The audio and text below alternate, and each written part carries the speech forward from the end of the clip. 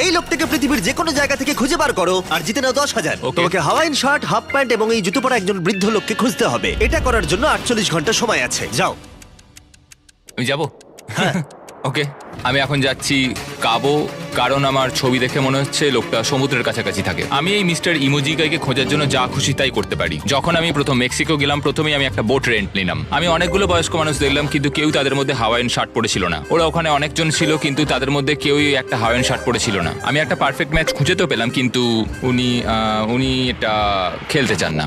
নতুন প্ল্যান, আমি 10টা হাওয়াইন শার্ট কিনলাম আর তাদেরকে দিলাম, দেখি তারা এটা পরতে চায় কিনা।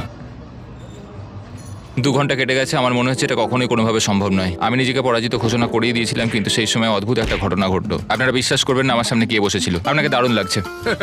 আমি মিস্টার বিস্টকে কল করছি। হেই, কনগ্রাচুলেশন, তুমি এই মাত্র জিতে নিলে 10,000 কি ডলার। মানে? আরে সত্যি? আমরা কি হেলিকপ্টারে যাবো?